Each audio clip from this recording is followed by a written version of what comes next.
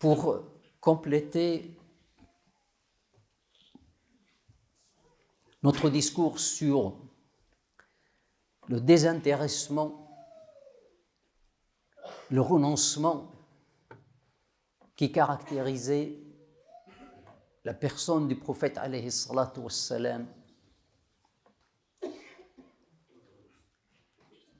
On souligne que si Muhammad sallallahu alayhi wa sallam a donné l'exemple dans le désintéressement et le renoncement et la satisfaction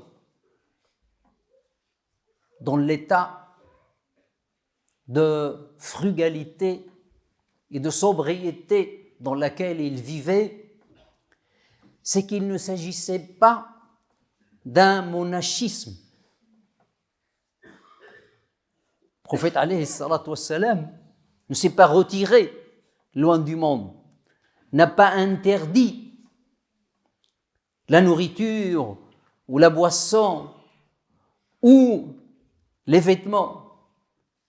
Le monachisme est interdit en islam. Il avait des femmes, il avait des enfants. Les gens, quand tu lui présentais de la nourriture, ils mangeaient. Que ce soit la viande, que ce soit le pain. Non, il ne s'agit pas d'un monachisme, mais d'un principe de vie. C'est pour cela qu'il n'a pas interdit la richesse. Il n'a pas interdit la richesse à ses compagnons. Et on trouve nombre de ses compagnons dont la fortune était énorme, comme Uthman ibn Affan, qui était sans gendre. Il s'est marié avec 2 filles du prophète, alayhi salatu wassalam, une après l'autre.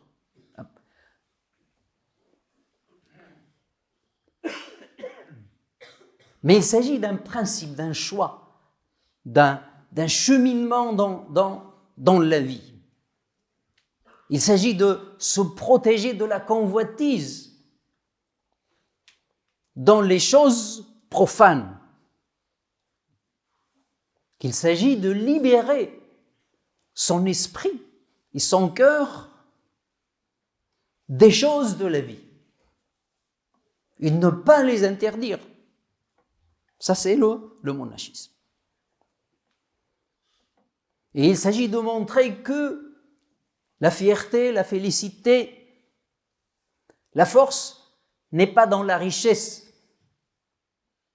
profane. Elle est dans la richesse du cœur. Elle est dans le contentement et la satisfaction dans ce qu'on a, dans ce que Dieu nous a octroyé. Et s'il y a force, c'est la force morale, c'est la force de la foi. Un jour, il voit, alors qu'il était parmi ses compagnons, il voit un des premiers compagnons très jeunes, Mus'ab ibn Umayr, qui était très pauvre. Il avait juste un bout de tissu autour de lui,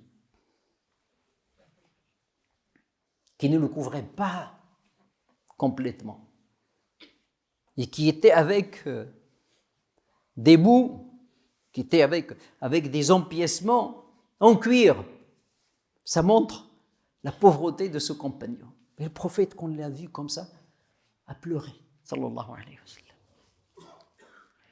Pourquoi il a pleuré? Parce que ce jeune-là était parmi les plus riches de la Mecque. Mais quand il a suivi le prophète, alayhi salatu wassalam, sa famille l'a chassé. Il est devenu un pauvre. Il était avec le prophète, sallallahu alayhi wa sallam, il était pauvre. Et beaucoup de compagnons étaient pauvres à l'époque. Mais il profite de l'instant. Il a pleuré parce que le prophète, sallallahu alayhi wa sallam, est d'une grande miséricorde envers ses compagnons, d'une grande compassion. Mais il a profité pour donner une leçon de vie. Il dit à ses compagnons: que pensez-vous le jour où vous allez vous changer de foi? un habit dans la matinée et un autre habit l'après-midi. Et quand la nourriture sera abondante, on posera l'assiette et on enlèvera une assiette et on vous posera une autre. Que pensez-vous le jour où vous allez orner, c'est-à-dire vous allez construire des maisons et vous allez les décorer comme on décore la Kaaba. Les compagnons disent, ce jour-là, on serait mieux qu'aujourd'hui. On serait débarrassé des choses de la vie et on va se consacrer à l'adoration. Le prophète leur dit, non, ce que vous vivez maintenant est meilleur que vous allez vivre après. La richesse que chacun convoite peut être, et dans la plupart des cas, une perdition,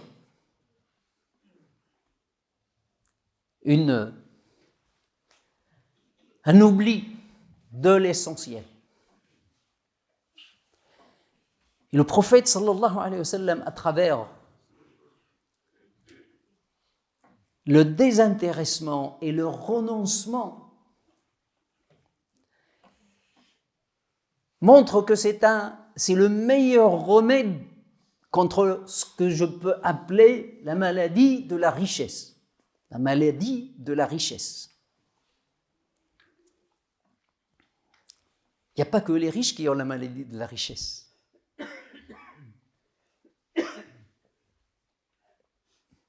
Il y a plus de personnes pauvres qui ont la maladie de la richesse. Parce qu'ils sont malheureux de ne pas être riches. Ils passent leur vie à convoiter la richesse qu'ils n'auront jamais. Et ils vont mourir avec cette maladie. Ils convoitent quelque chose qu'ils n'auront jamais.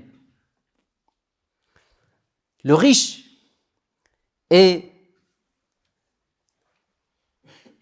peut être malade, peut être perdu, peut être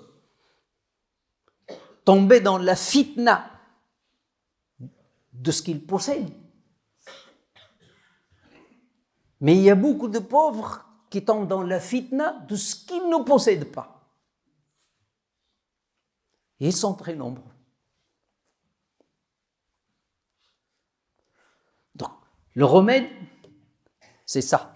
Un de nos prédécesseurs, qui était un tabi'i, qui vivait à Al-Koufa, dit: j'étais ami avec des riches et je souffrais énormément. Ses compagnons étaient des riches. Il dit: je souffrais énormément. Quand je vois une monture, il est meilleur que la mienne. Quand je vois un vêtement, il est meilleur que le mien. Quand je vois une maison, il est meilleur que la mienne. Mais quand j'ai entendu le hadith du prophète alayhi salatu wassalam disant: si l'un de vous regarde quelqu'un qui est plus riche et plus fort que lui, qu'il regarde celui qui est plus pauvre et plus faible que lui. Cela est meilleur pour vous pour ne pas dénigrer les bienfaits que Dieu vous a octroyés. Il dit, et j'ai changé de compagnie. Mes amis étaient que des pauvres. Et j'ai trouvé une sérénité, un repos inégalable. Parce que quand tu fréquentes des riches, tu veux vivre comme eux. Alors tu ne seras jamais riche, parce que la subsistance, c'est Dieu qui te la donne. Mais tu vas adopter un comportement des riches, des réflexes de riches. Tu vas avoir des ambitions de riche, des plaisirs de riche que tu ne peux pas assumer. Et c'est pour ça qu'on voit beaucoup de gens qui sont pauvres, mais qui sont endettés parce qu'ils veulent vivre comme des riches. Ils s'endettent pour acheter une belle bagnole, comme on me dit. Ils s'endettent pour l'apparence devant les gens. Ils ne sont pas satisfaits parce qu'ils n'ont pas le désintéressement et le contentement. Seul remède, c'est ça, être satisfait de ce que Dieu t'a donné. Et que ta force, elle n'est pas dans ce que tu possèdes entre les mains. Ta force, elle est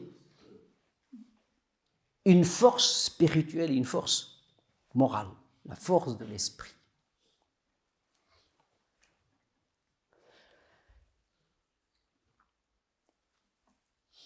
La richesse et la pauvreté. On peut se poser la question, quelle est la frontière entre les deux? Le prophète le montre simplement. Et c'est un exemple qui reflète en même temps sa vie. Il dit, si tu te réveilles le matin et tu es en sécurité,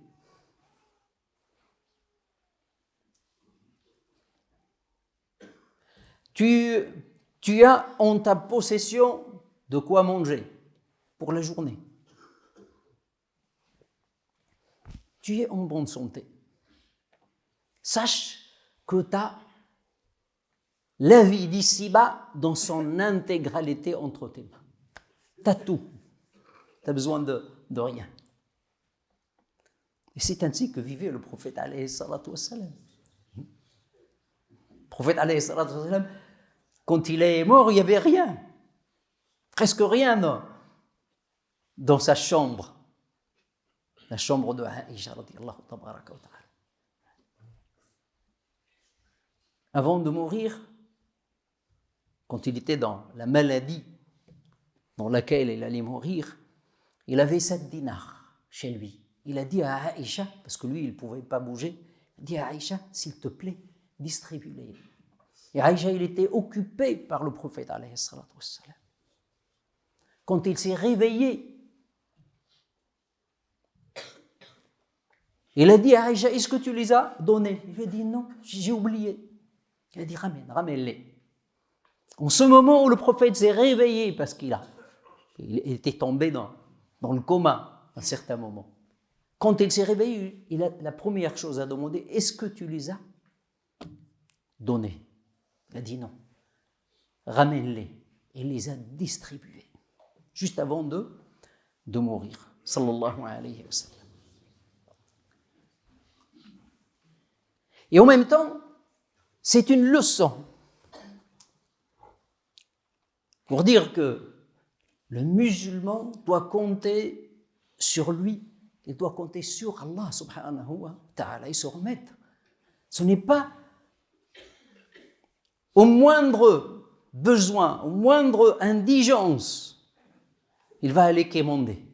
Il va chercher à grignoter chez les autres, ou chez les institutions, ou demander de l'aide. Non. Le prophète alayhi salatu wassalam, et on ne peut pas comparer la pauvreté d'autrefois avec la pauvreté d'aujourd'hui. Les pauvres d'aujourd'hui, ce sont des pseudo-pauvres dans la plupart du temps. Parce qu'ils mangent, ils s'habillent, etc. Leur besoin est d'un autre ordre. Un jour, il y a un homme qui vint voir le prophète alayhi salatu wassalam parce qu'il n'avait rien. Il avait une femme et des enfants, il n'avait rien à leur donner. Et le prophète lui dit, « T'as rien chez toi ?» Il dit, « J'ai rien.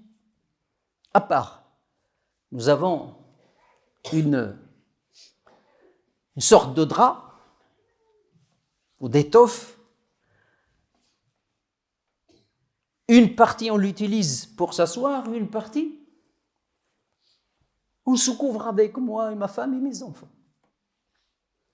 Et nous avons là une bassine pour l'eau. c'est tout ce que j'ai. Vous pouvez imaginer ça à l'époque. Le prophète lui dit, ramène-les. Il a ramené ces deux ustensiles. Le prophète les a vendus aux compagnons. Qui achète? Il y a un compagnon qui les a achetés à 2 dirhams. Et puis il donne à la personne. Puis il dit, voilà, 1 dirham, tu achètes de la nourriture, tu la ramènes chez toi. Et avec 1 dirham, tu achètes une hache. Et tu me la ramènes. Et le prophète prend la hache, met voilà, un bout de bois et lui dit, tu vas aller ramener du bois et tu le vends au marché. Et je ne veux pas te voir avant 15 jours. Après 15 jours, l'homme vint voir le prophète sallallahu alayhi wa sallam et le prophète lui dit alors, il a dit, j'ai gagné 10 dirhams. J'ai acheté de la nourriture. J'ai acheté... Il lui a dit, tu vois, n'est-ce pas, c'est mieux pour toi comme ça que de venir le jour du jugement dernier avec une tache noire, la tache du mendiant, la tache de la mendicité. Il y a des gens qui croient que prôner et demander, c'est quelque chose d'anodin. Non, quand tu demandes alors que tu peux faire autrement, c'est une tâche avec laquelle tu seras ramené le jour du jugement dernier. C'est une honte qui ne te quittera jamais, sur laquelle tu vas être interrogé.